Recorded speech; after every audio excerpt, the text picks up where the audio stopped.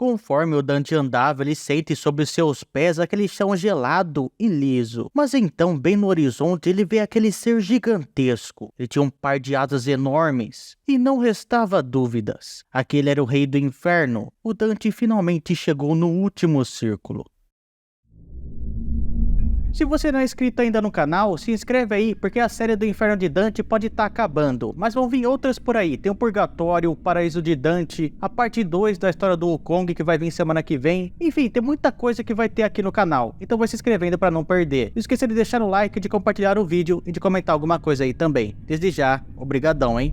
Toda essa história começou em uma selva escura, onde o Dante foi buscado pelo espírito do poeta Virgílio. E os dois então começaram uma viagem por todo o inferno, descendo por todos os níveis. E cada vez que o Dante descia mais, as coisas pioravam. O Dante viu vários personagens históricos que iam desde políticos até papas, frades e até profetas. Ele também viu personagens mitológicos, mas agora ele se encontra no Círculo da Fraude, que é dividido em várias valas para cada tipo de pecador diferente. E a nossa história continua depois do Dante conversar com um homem que estava segurando a própria cabeça. E lembrando que se você quer ver os outros vídeos com os outros capítulos, a playlist vai estar na descrição e na tela final para você.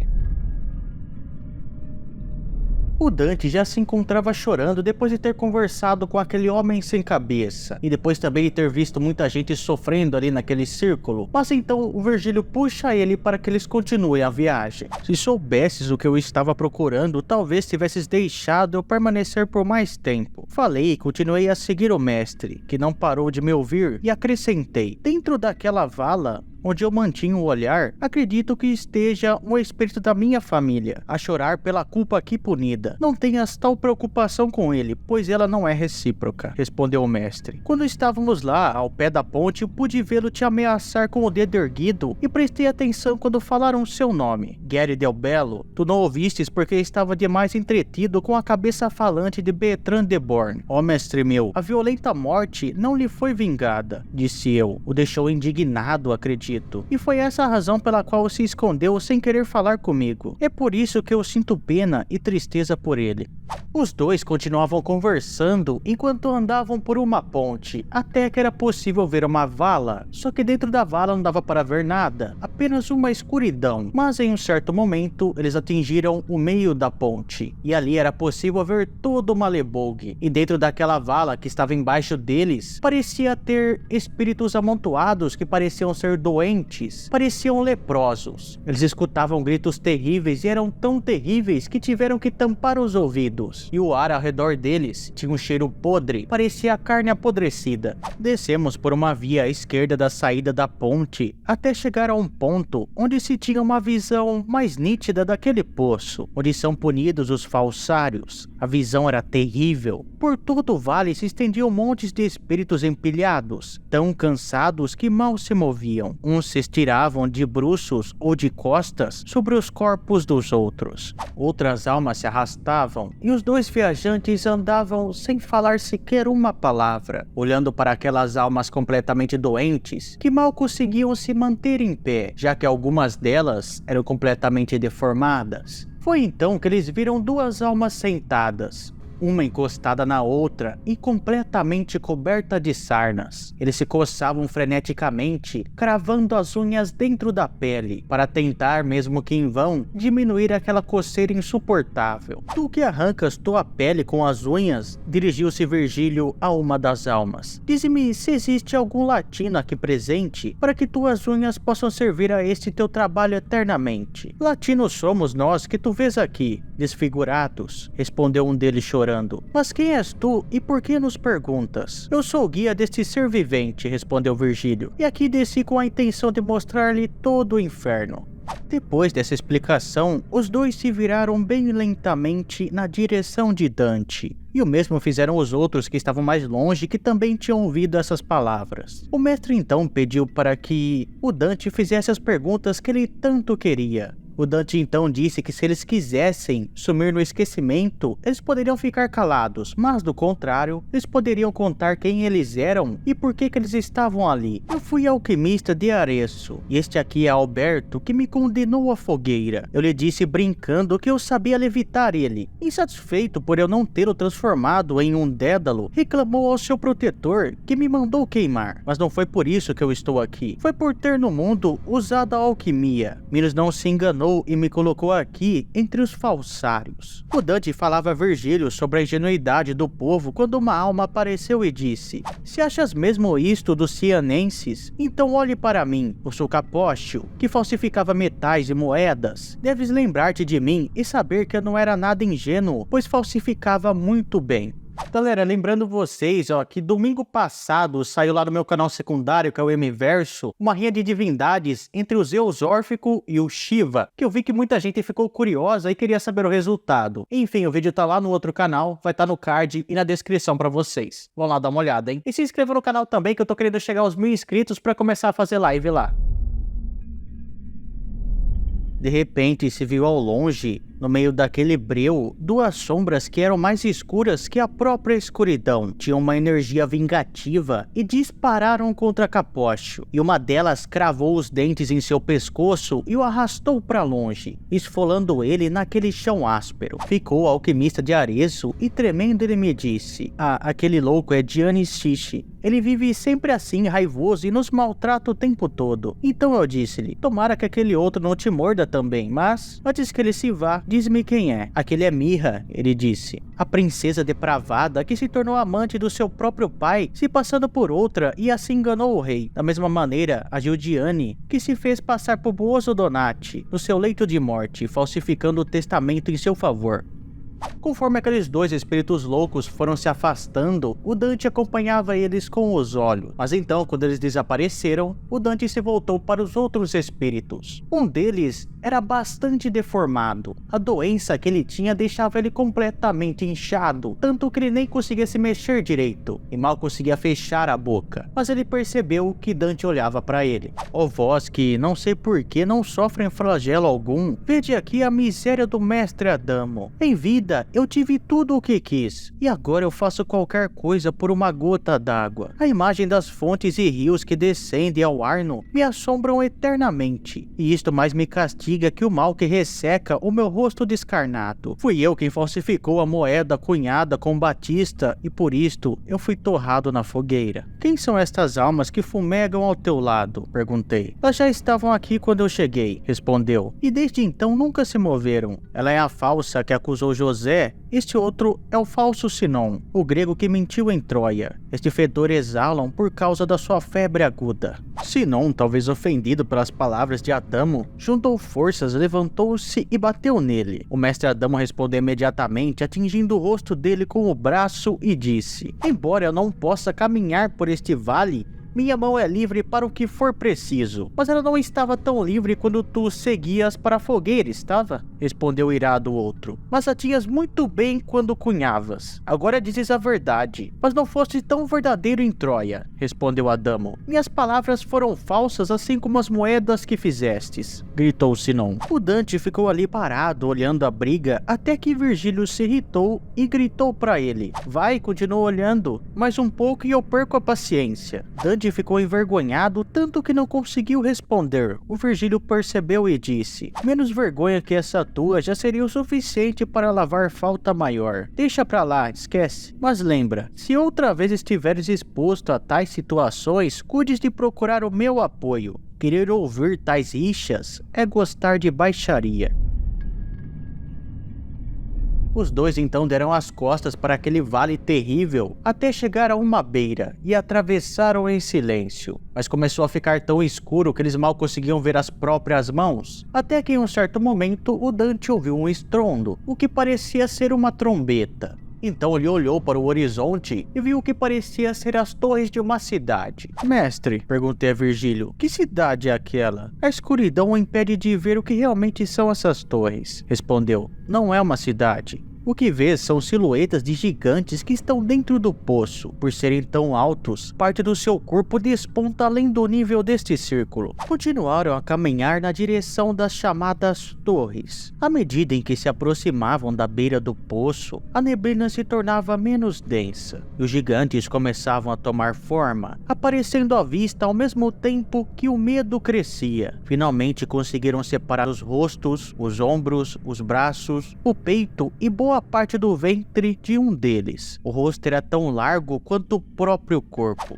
"Rafael Maia Mekzabialmi", gritou o gigante. "Ó alma tola", respondeu Virgílio, "fica com essa tua trompa que está presa no teu peito e faze uso dela para descarregar a tua raiva." E depois voltou-se para mim. "Ele mesmo se acusa, ele é Nimrod, o construtor da Torre de Babel. Para ele, língua alguma faz sentido, portanto vamos deixá-lo, pois é perda de tempo tentar falar com ele." Deixaram Nimrod de lado e viraram à esquerda, indo pela beirada, até que mais à frente acharam outro gigante acorrentado. Uma mão esquerda estava atada à frente e a sua mão direita estava presa atrás, e uma enorme corrente o apertava, dando 5 voltas do pescoço até a cintura, até onde puderam ver. "Ele quis provar que era melhor que Jove", disse meu mestre, "e aqui tem a sua recompensa. É Alfialtes, cujos braços que antes moveu contra os deuses agora permanecem imóveis. Se for possível", disse eu gostaria de conhecer o descomunal Briareu. "Não muito longe daqui", disse o mestre, "tu verás Anteu, que está solto e falante. Será ele que irá nos levar até o fundo. Aquele que queres ver está muito longe. Ele também está amarrado e se parece muito com este aqui, embora tenha uma aparência muito mais assustadora." De repente, a Fialtes se sacudiu de uma forma que nunca foi visto uma torre tremer antes. Nem nos piores terremotos. O Dante teria morrido de susto se não tivesse antes visto a corrente que o prendia, o que deu muita confiança. Continuaram pelo caminho até pararem diante do gigante chamado Anteu. O Virgílio falou com ele e pediu: "Anteu, este que está comigo pode espalhar a tua fama pelo mundo, pois ainda vive. Para que ele não precise recorrer a Tifeu ou a Tício, eu te peço para que nos leve lá para baixo, onde o frio do Cócito congela." Assim que o Virgílio parou de falar, o gigante estendeu as suas mãos e o poeta subiu nelas. Assim que ele estava mais acima, o gigante também pegou o Dante, e conforme ele andava, ele se mexia, parecendo quase que uma montanha desabando. Então ele deixou os dois no fundo do poço, se levantou e foi embora.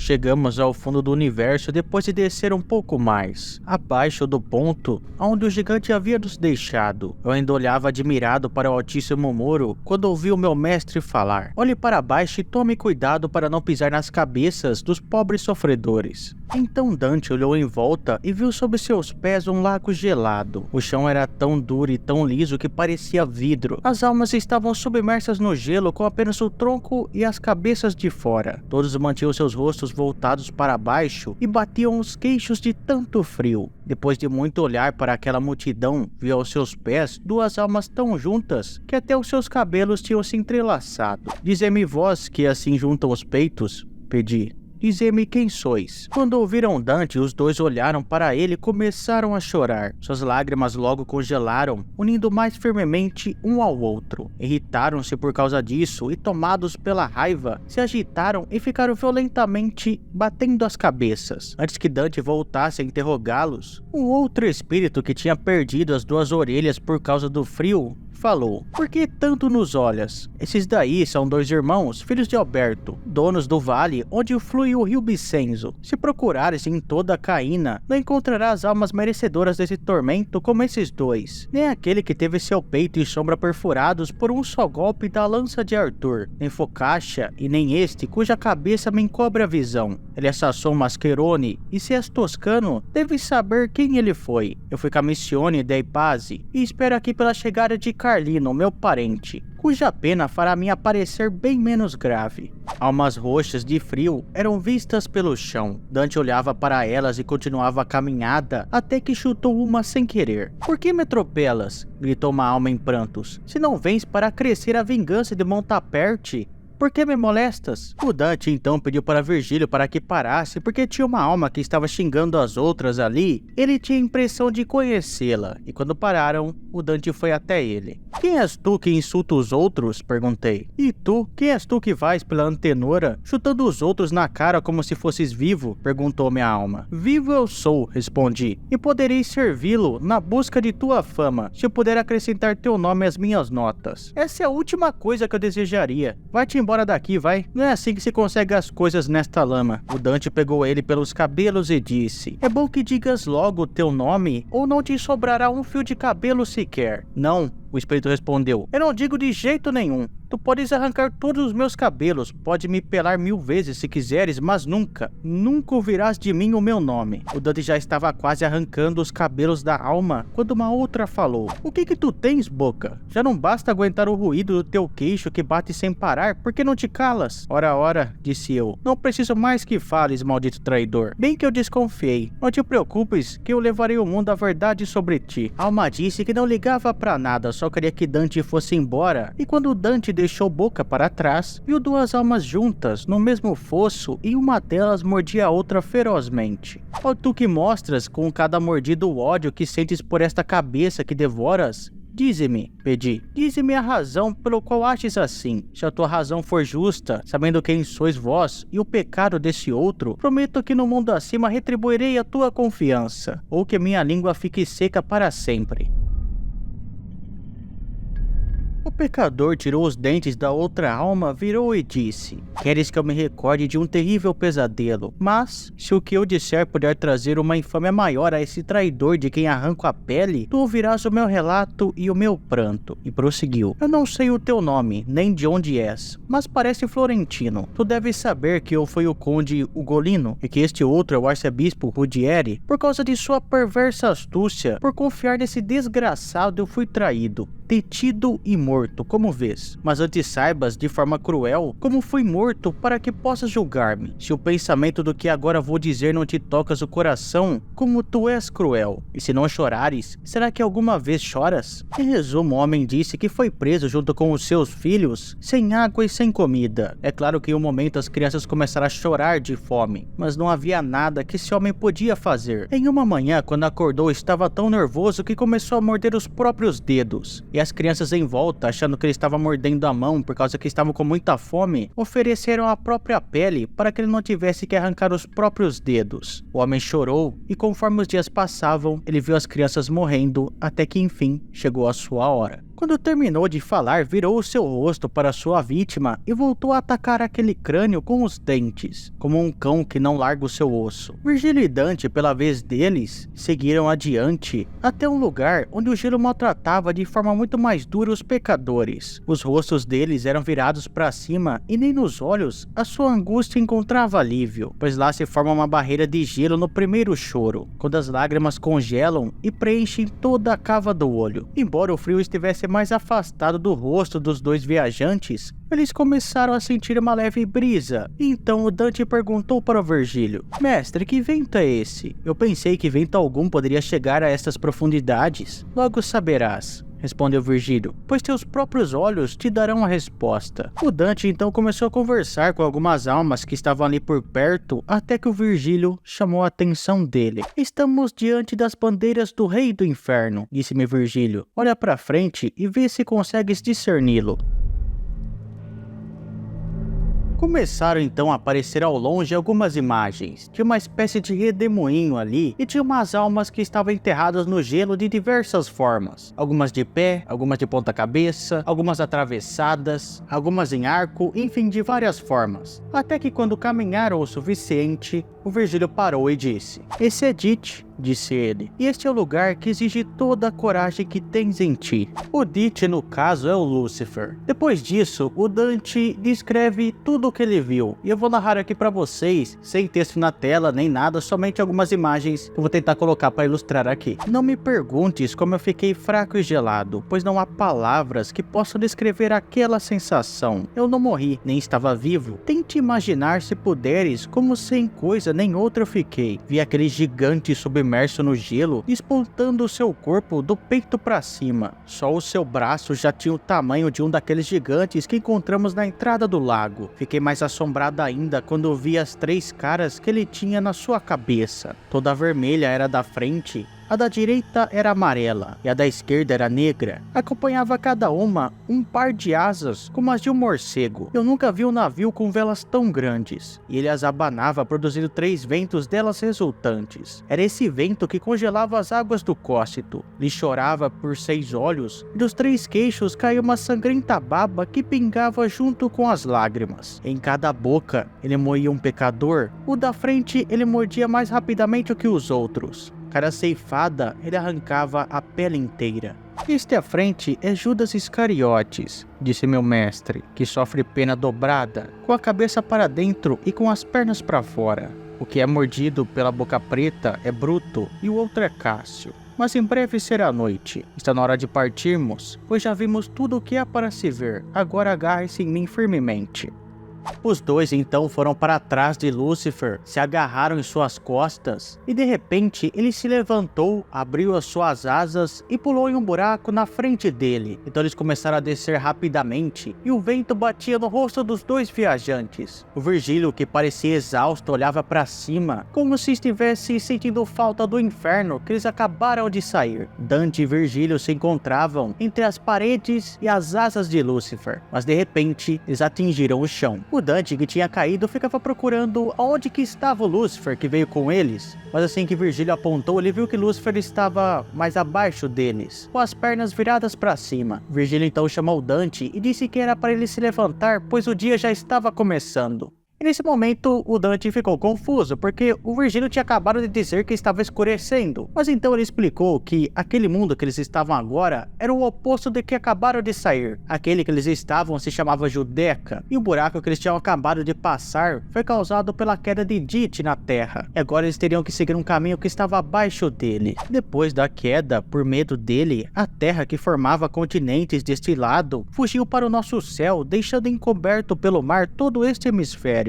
A terra que estava aqui amontoou-se na superfície, onde formou uma montanha, deixando esse caminho vazio. Aí embaixo há um lugar, tão distante de Beelzebu quanto o limite de sua tumba, conhecido pelo som, e não pela vista, de um pequeno riacho que para cá descende, pelo suco que por ele foi aberto. Dante e Virgílio então começaram a caminhar por aquele caminho que estava escondido debaixo do chão. Caminharam completamente sem descanso até que finalmente subiram de novo, e o Dante finalmente conseguiu ver as estrelas novamente. Se você curtiu essa série do Inferno de Dante e quer que eu traga o Paraíso e o Purgatório de Dante, deixa o like aí no vídeo. Se ele bater 1000 likes já no primeiro dia, pode ser que semana que vem eu já traga o Purgatório de Dante aqui pra vocês, hein? Não esqueça de se inscrever também para não perder as próximas séries que eu vou trazer aqui e de compartilhar o vídeo, que você me ajuda pra caramba, hein? Ah, e não esquece de dar uma olhada lá no vídeo do Zeus Órfico contra o Shiva no meu outro canal, hein? Desde já, galera, obrigadão, valeu, falou, tchau!